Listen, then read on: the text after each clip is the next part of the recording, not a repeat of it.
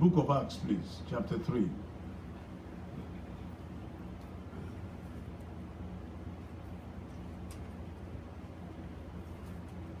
I want to share with us today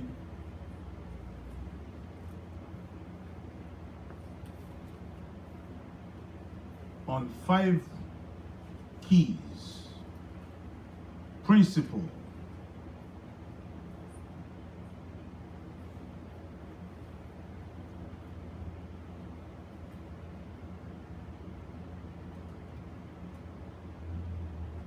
five things that you and I must engage, just out of the many, to be able to experience God's visitation. Our brother Job says, your visitation has given me life. Whether old or young in this place this morning, I need your undivided attention. I need you to hear me very well.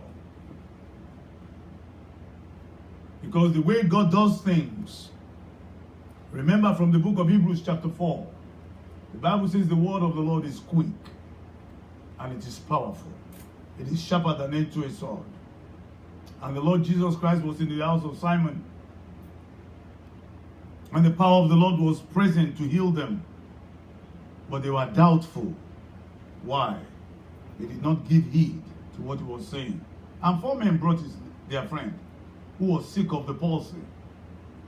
And when they saw that the place was full up to the door, and they had no way to get in, they took off the roof of that house. Maybe by the venture, they were hearing what he was saying from outside. That the power of God is here. I am the power of God. I will heal the sick. And they are all looking at him, unbelieving. I don't know what you're trusting God for today, but I just want to encourage you that this month, as you engage some of these principles, the Lord will visit you. Amen. In the name of Jesus. Amen. It is my prayer for you, and I've prayed this for us all.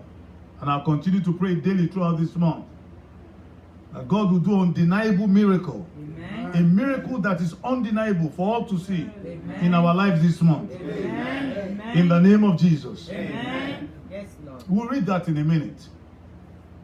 There's a time for everything. When you see the day break and you see the sun rise, you say it's daytime. Or you peer or look out from your window and you see that it's bright. You say, oh, it's 6 o'clock in the morning. You can tell. And when you see the clouds forming at night and it's getting dark, like, oh, it's night. We know the times and seasons by what we see. But what about spiritual times? What is God doing per time, per moment?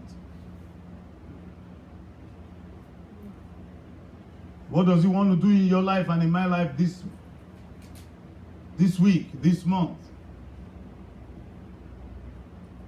The psalmist says the steps of the righteous, the good man, they are ordered by God. God can never take a wrong step. It is my prayer for you this month, that the Almighty God himself in his mercy, he will lead and guide you. Amen. Amen. For the Lord is my shepherd. Is my shepherd. That means he's my guide. Not only will I not lack, but the Bible says that by his mercy and his strength, he brought them to his holy habitation. That means where you are supposed to get to this month, as you surrender to the leadership of the Almighty, you will get there. Amen. He will take you by hand and guide you there. Amen. In the name of Jesus. Amen. No evil will befall you this month. Amen. Every step you take, everywhere you go, things will fall in the lines as you expect it pleasantly for you this month. Amen. Amen. The way you want things to be is the way it will be for you. Amen. Listen to it. The way you want things this month is the way it will be for you. Amen. Because not to have an expectation is to be living a chaotic life. Is to be hoping. No, you must live by faith. We don't live by hope. Hear me, please. Hope is invisible. Faith is real. You may desire something inside, but your faith makes it happen. You must have hope. But better yet, you must have faith. There are things you must believe that this month is going to happen for you. Amen. Oh, let me hear your better amen. Amen. You are going to say amen. Say amen. Your amen needs blood tonic. It needs a shot of what is that? What is that thing when you drink it? It makes you run all day. 5 Alive. I mean, what is it called? Red Bull. Those who are drinking it know. Red Bull. I don't drink those things. The Lord is my strength and my salvation. God is my Red Bull. When I take him in the morning, man, I'm ready to go like a ox. Praise the Lord. Hallelujah. Praise the name of Jesus. Hallelujah. This month, God will be your salvation. Amen. He will be your refuge. Amen. He will be your strength. Amen. You will not know weakness. Amen. In the name of Jesus. Amen. Those who are here this morning as we are praying, in the prayer service at 7:30, we prayed for you. Those of you who don't like prayer service. It's one of the things I'm going to talk about. Because God can never visit you without prayer. God can never visit you without prayer. God, who is in heaven, you think he doesn't hear? His ears are very big, bigger than Mr. Spock in Star Wars. Shrek. Is Shrek? Trek. Your ear is like Trek. Trek. His ears are attentive. Even if you are 10 billion people, listen to me, he knows my voice. When was the last time he heard you from you? Where your voice made an impact on him that he had to stop. He said, everybody, I'm coming back. Give me a second. I need to attend to this one. Where you are going to get God's attention, I will share with us in few. Where you will take time to pray on the matters and issues of your life. What concerns you?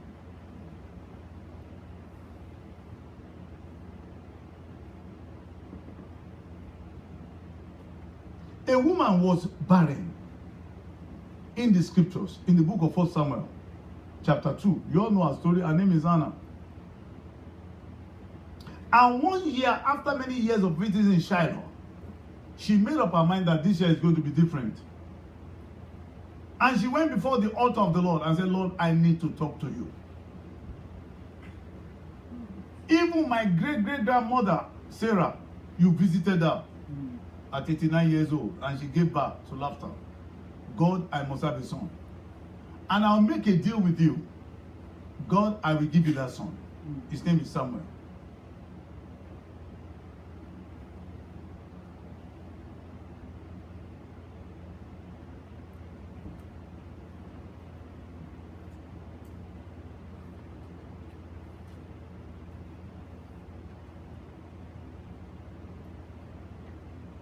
What is sickle cell? Do you like spending weeks in hospital? Do you like spending weeks in hospital? You go before the altar of God and say, God, I will not go until you answer me. I will make a deal with my life with you. You take this sickle cell away from my life, that I never spend one more day in hospital, and I will serve you. And you already have the right name, Daniel. A great servant of God in the Bible. You know, we live with things and we say, maybe it's the will of God for me. No, sickness is not the will of God for any one of us. It's a lie of the devil and ignorant preachers. And some people, you know, sometimes our sister was talking earlier, some people, they are friends who are not Christians or who are confused. Say, maybe it's the will of God.